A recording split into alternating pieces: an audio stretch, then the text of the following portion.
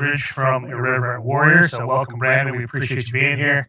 Our goal here, again, is to highlight charities, is to put those faces to the names that you see online. Sometimes we don't get the guys who are behind the scenes doing good things for everybody out there, and so that is our goal here. It's to highlight it, and it's to help them promote their charity out there, so that you out in the audience can find that donate button on your screen and go help out that good charity. So, hey, Brandon, welcome aboard. Good to have you here. Appreciate you having me on. Absolutely. So let's start. Just tell us all about Irreverent Warriors, man, and what you guys do. I know you use some humor to kind of keep people engaged. And a little bit. Yeah. It's a very unique kind of organization. It actually started back in 2015 from the creator of Vet TV, Donnie O'Malley, or as he kind of goes by nowadays, Danny Mayer. So he started it with a group of people of his buddies that he had served with, and it started with just they went on a hike and they're just having some fun, and then they were like, let's do this more. This was a lot of fun.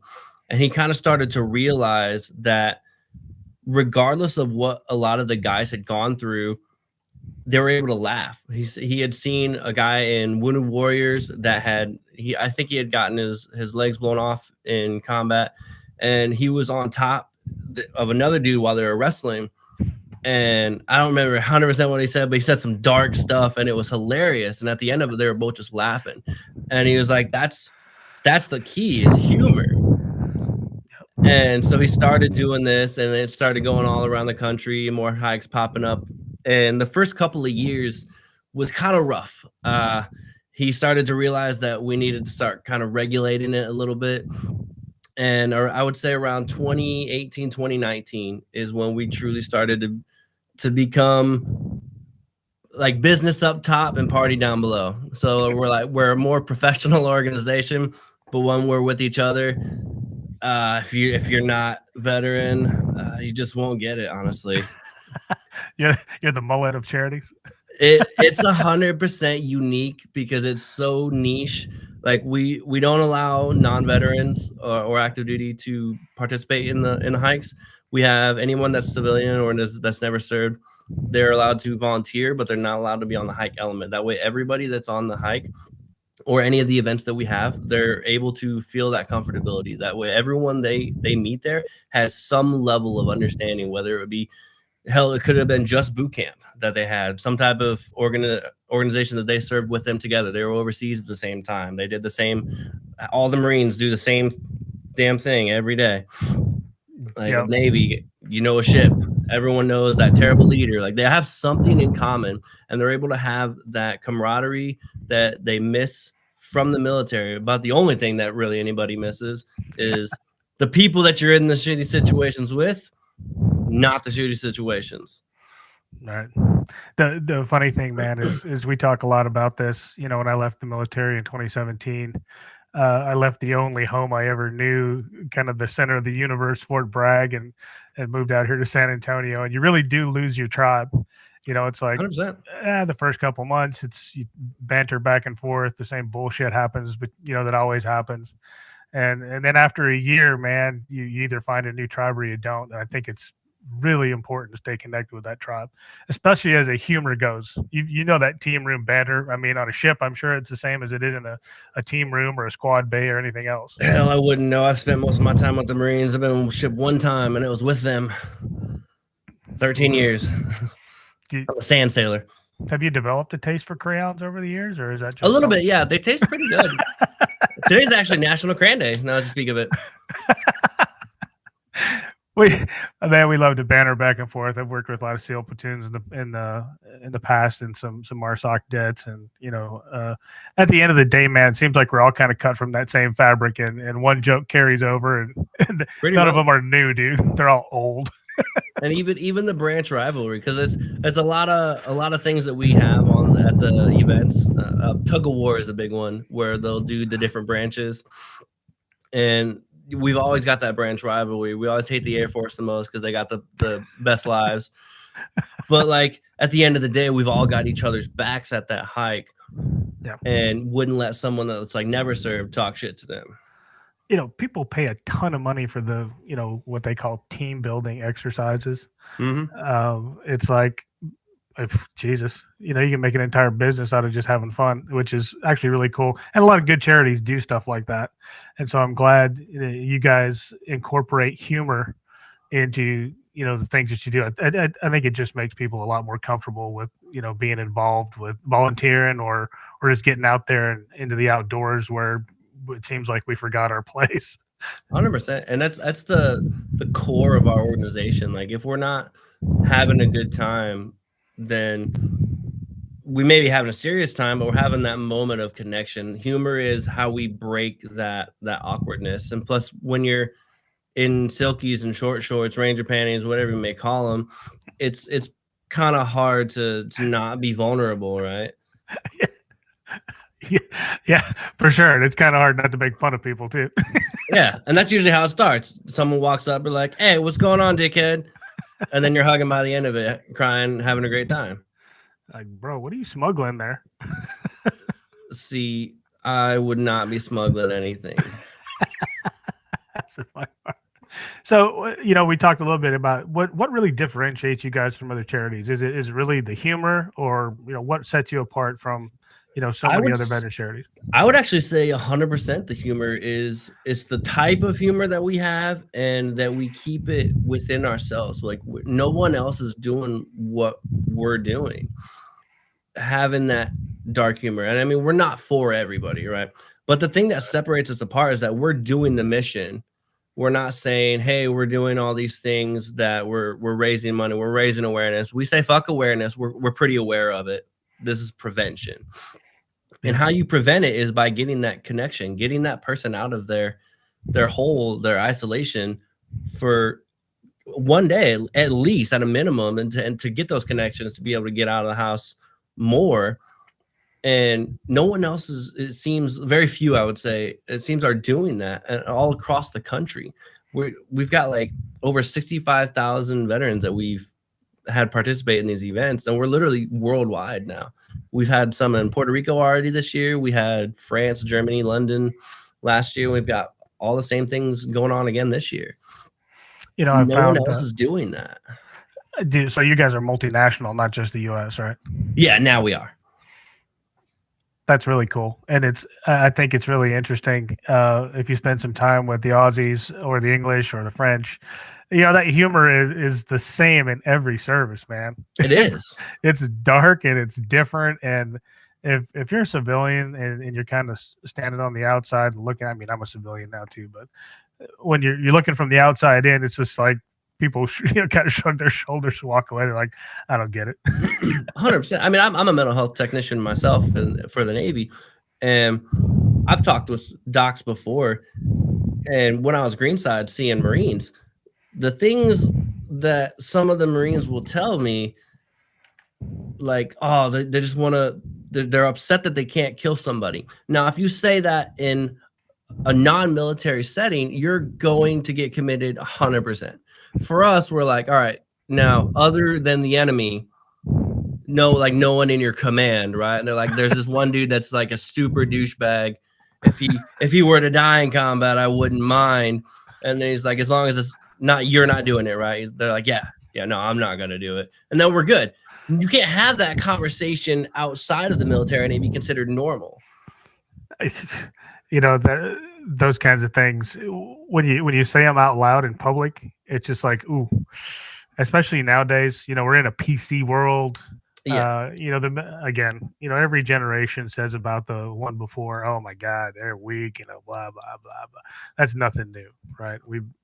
I've done it. I still do it. Nowadays, things have really changed a little, man. They've really changed. You kind of got to watch what you say. And so that doesn't bode well with dark military humor. It doesn't. And that's one of the things that we're very keen on, is keeping it to where it's just the active duty veterans, reservists, etc., that we're focusing on. People have asked us, why don't we include first responders, and they go through similar stuff? We're like, that's awesome. That's not our lane. We're very good at what we do. There's plenty of other organizations for them to be a part of. It's just we're not it. If you weren't one of the veterans or active duty, then we're not the organization for you. And that's because everyone there has that connection. They know that someone that they talk to is going to either be serving or have served, and they can have that comfortability already.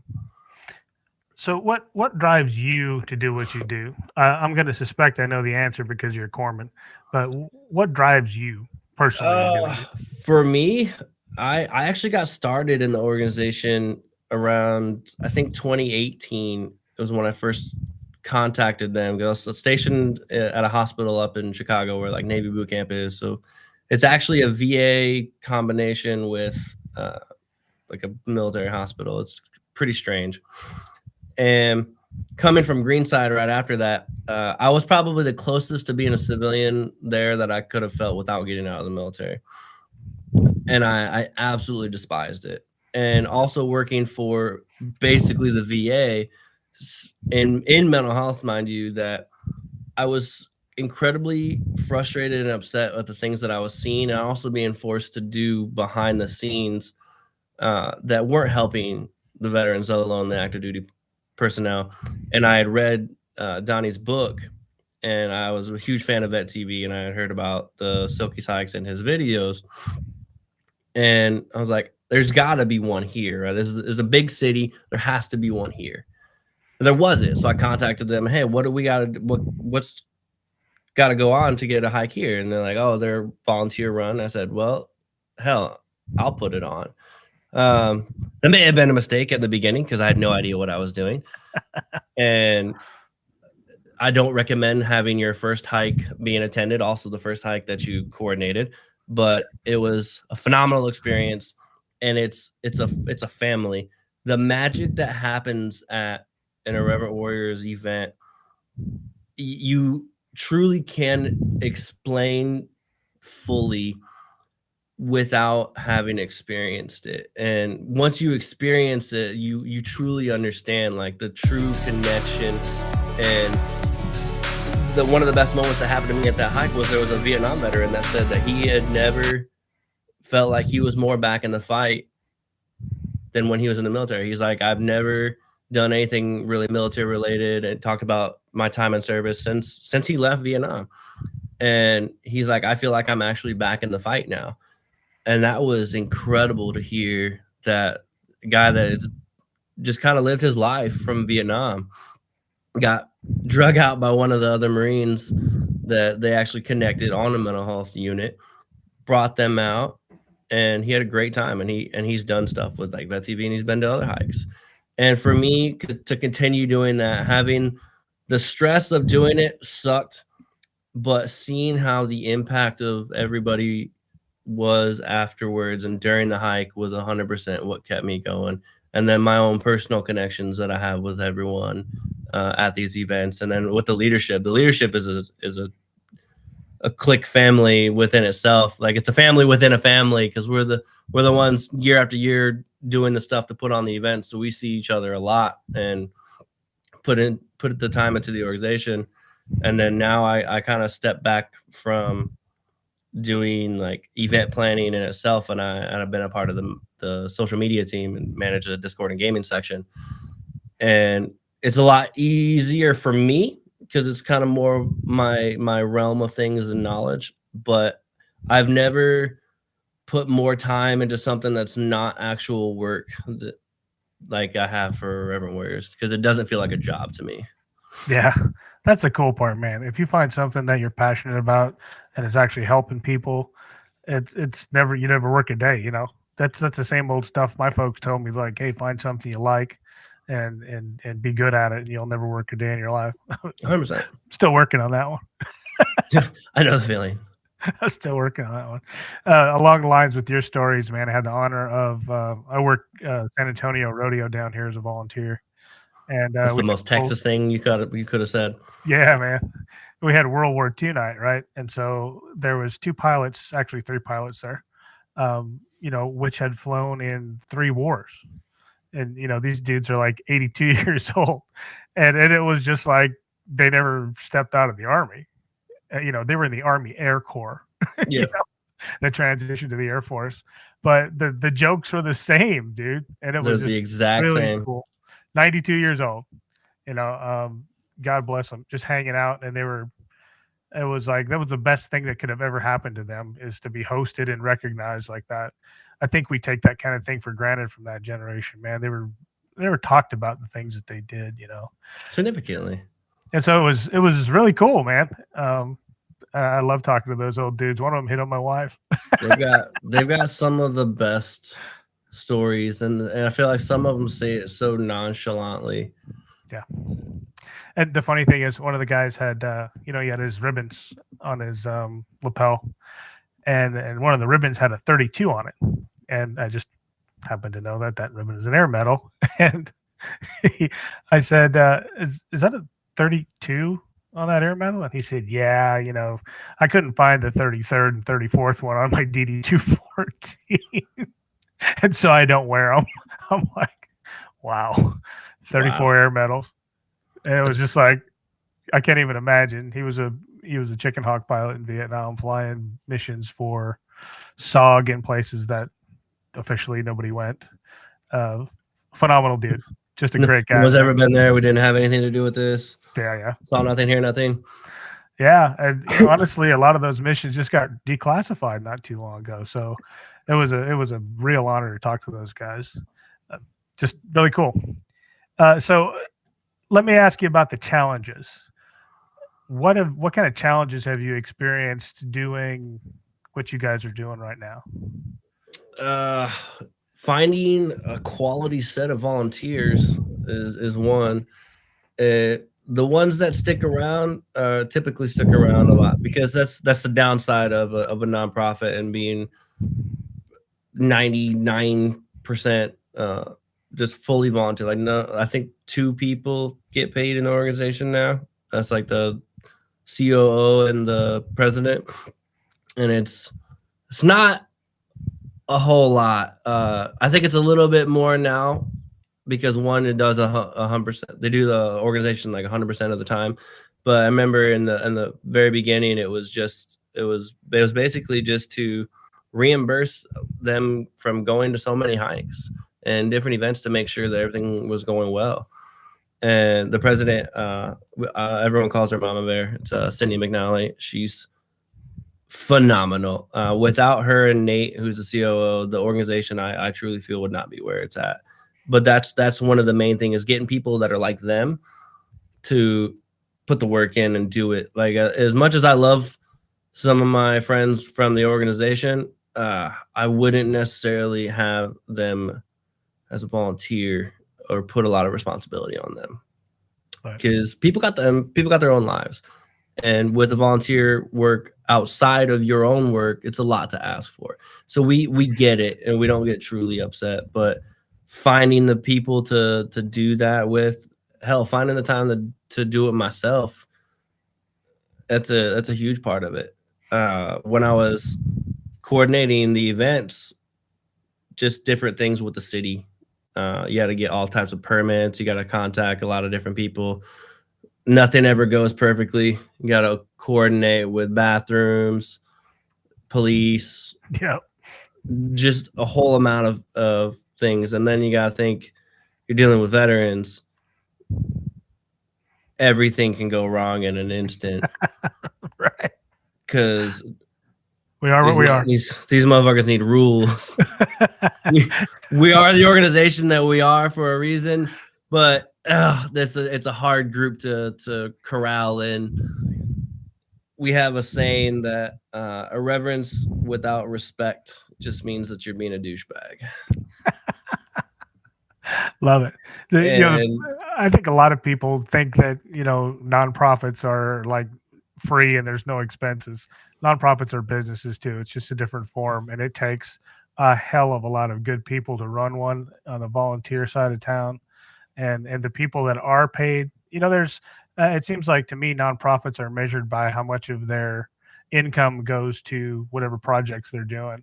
Yeah. And I think, in the nonprofit, I'm on the board of a nonprofit also, and we try to keep ours in the 7% part of town, which isn't easy, meaning everything but 7%. And that's really just operational expenses. Yeah, that's hard. It is hard, man. And it takes a lot of dedication, and it takes a heck of a lot of time to do something like that. And so that's why, I'm kind of doing this thing right here, is to let people know, look, man, this ain't free. time is your most precious commodity, and there's a lot of people giving up a lot of it for veterans right now, which is great. That's phenomenal. But it doesn't mean you shouldn't appreciate it. You know what I mean?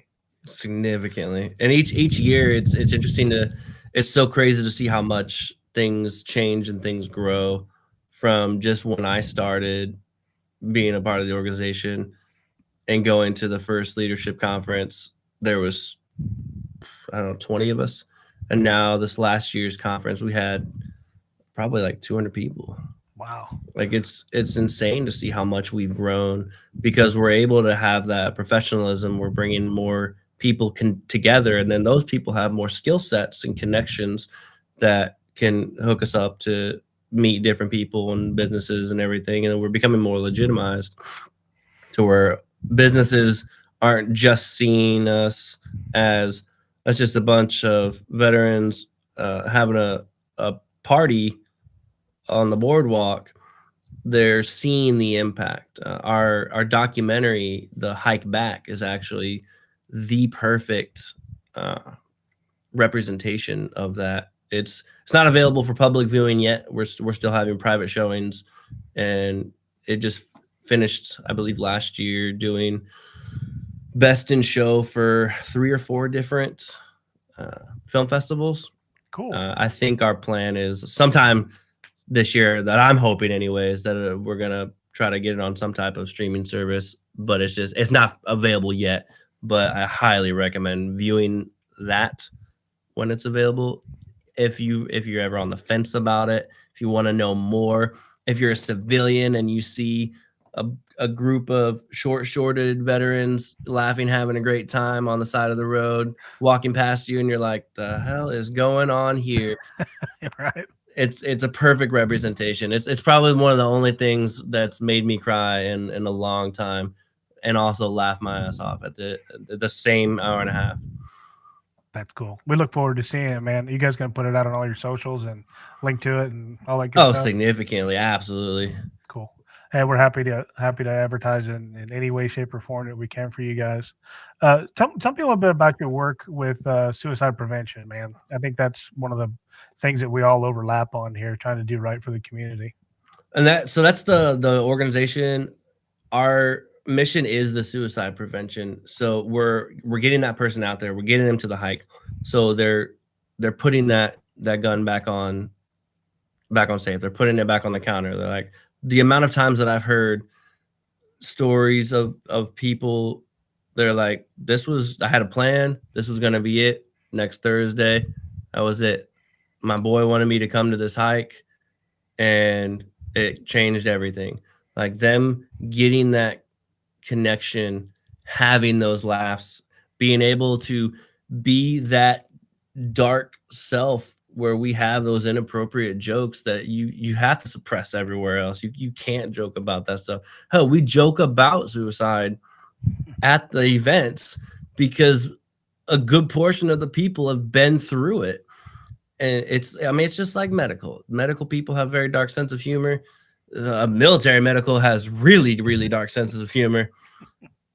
And they can do that there. And they're like, wow, okay, I'm not alone in this, because that's what a lot of people feel outside of the military. We don't really expect it. We have all these friends and connection one moment, we get out and that's just gone. And then they don't know what to do. Getting them to the events is our prevention. And that is them putting, I'm gonna say the weapon, the gun, because that's the most common method for veterans, because we're all trained in weapons, and that's the first thing that we're gonna go to usually. And it's getting them connected. Get the gun out of their hand, yeah. And the hell of it is with veterans, they follow through on their threats. You know, so for me on the serious side, it is all jokes until somebody gives me that indication, and you know which one I'm talking about. Mm-hmm. And then it's like, dude, look at you, quit. You know, don't be a pussy. You're not checking out like that. That's not how it's going to work. And you know, those interventions, no matter where they come, I think are crucial. And the work that you guys are doing, really just to let people stretch their legs, you know, go back to their tribe, you know, link back up with a support group. And that's really what it is, man. it's group therapy. You can call it whatever you want. It is. You can put whatever label you want on it, but it's group therapy among people who really actually get it. Guided therapy is good too. If you got an adult in the room, that's always important. But I think it's just being with each other and having that common bond and sharing things that really helps a bunch. It helps me. I know that for a fact. Significantly, we've had people in the organization talk about like they've went to conventional mental health, and that's great, but it doesn't work for everybody.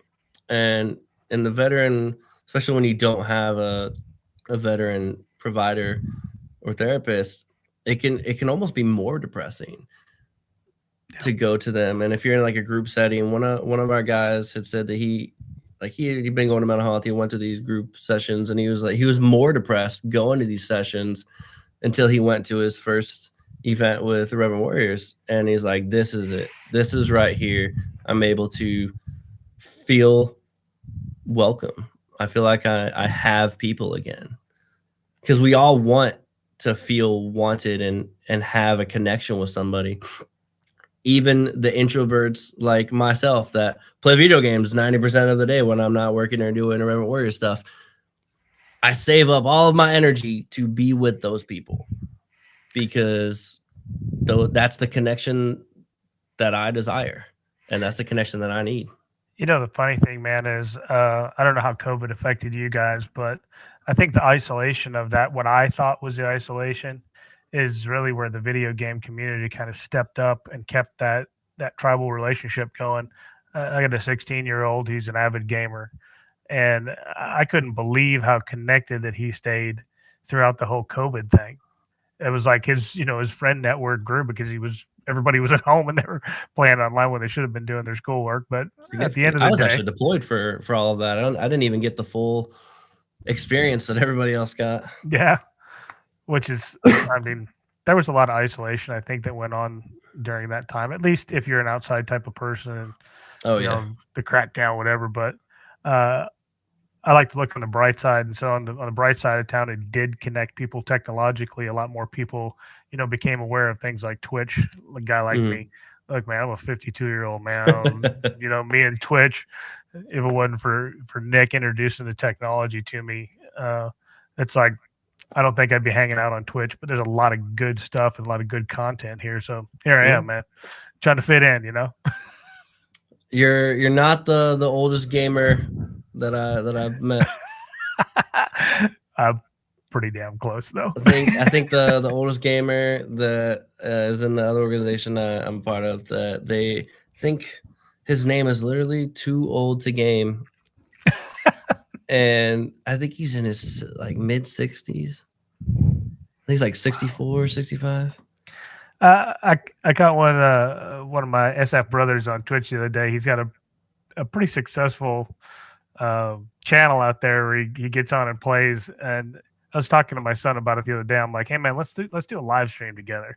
Be a way for us to connect. You can teach me how to play. And that lasted all of about 6 minutes. He's like, no, that's not how you do it. It's so much better playing with veterans, though. Yeah. It's honestly, I'm very stereotypically a mainly Call of Duty person, and I honestly will always prefer playing with veterans, because you get those call outs of like north, south, east, west. They give you cardinal directions, not just he's over there. I love that call out. Thank you. Isn't that cool? I guess it's my favorite. So many, and then they'll say right here, right over there. Yeah. My problem is I think I know in my brain exactly what to do. I just can't make that guy on the screen do what I want him to. I think that's how my fiance feels when she plays games. I think that's why we don't play together. Right on, man. Any shout outs you want to give? We're coming to the bottom of the hour here, so I'm going to check out. But any shout outs you want to give to anybody out there in the community?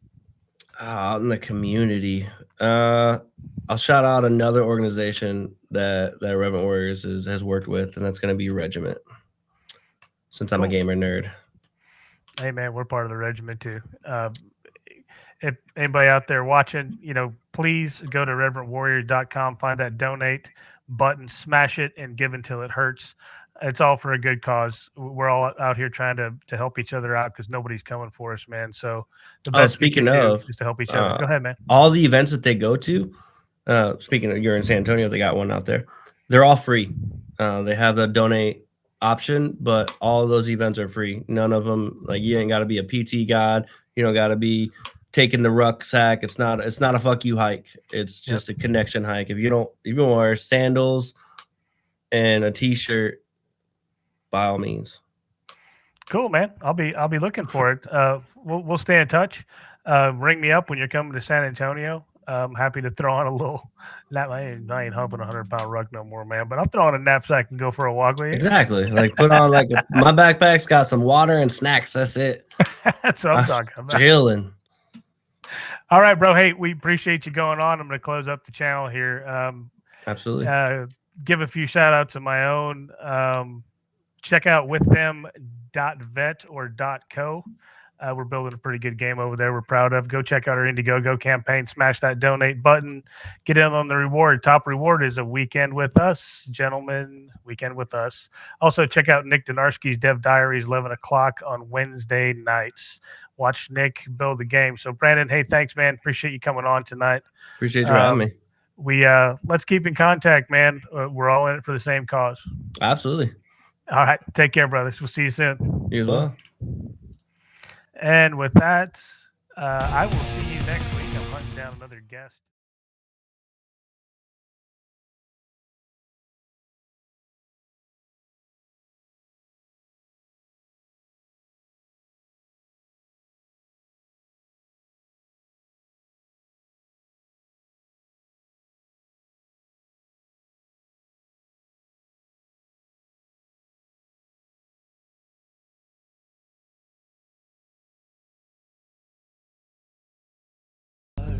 From the reaches of space to the pillars of a starry grace, there are battle wombitarians lacking in humility. Turians are bragging about their reach and flexibility. The clutter of the city spreads to the lowliest stars. But no matter what scars you bear, whatever uniform you wear, you can fight like a Krogan, run like a leopard, but you'll never be better than Commander Shepard.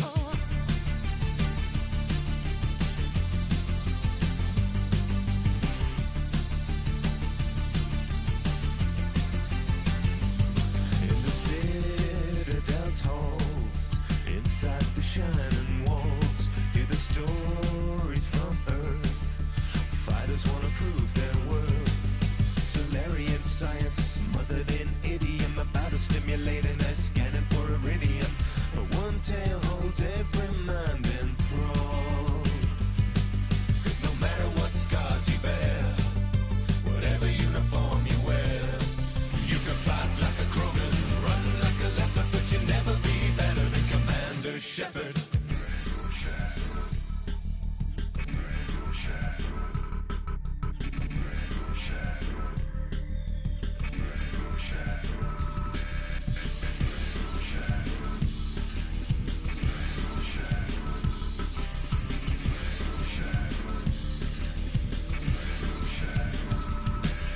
No matter what scars you bear, whatever uniform you wear, you can fight like a Krogan, run like a leopard, but you'll never be better than Commander Shepard. You can fight like a Krogan, run like a leopard, but you'll never be better than Commander Shepard. You can fight like a Krogan, run like a leopard, but you'll never be better than Commander Shepard.